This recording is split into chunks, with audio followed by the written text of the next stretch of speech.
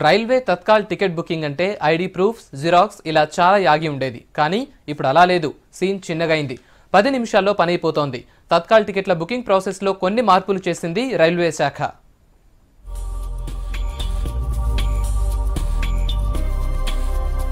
కేంద్ర రైల్వే మంత్రిత్వ శాఖ తత్కాల్ టికెట్ల బుకింగ్ ప్రాసెస్ లో కొన్ని మార్పులు చేసింది. ఇప్పటి వరకు ఉన్న ప్రాసెస్ ప్రకారం టికెట్ల బుకింగ్ టైంలో రైల్వే రిజర్వేషన్ కౌంటర్ల దగ్గర ID proof, xerox copy, online reservation అయితే ఐడి నంబర్లను ఇవ్వాలి.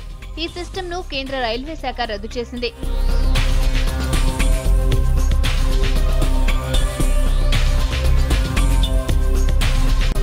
ఇక నయా రూల్తో ఎలాంటి గుర్తింపు కార్డు లేకపోయినా ప్రయాణికులు తత్కాల్ టికెట్లను కౌంటర్లతో పాటు ఆన్లైన్ ద్వారా బుక్ చేసుకోవచ్చు. జర్నీ టైంలో మాత్రం ఏదైనా ఐడి ప్రూఫ్ చూపిస్తే చాలు. తత్కాల్ టికెట్స్కి అంతకుముందు మన ప్రయాణికులు తప్పనిసరిగా వాళ్ళ యొక్క ఐడెంటిటీకి సంబంధించినటువంటి ఒక ఆధారాన్ని చూపించాల్సి ఉండేది.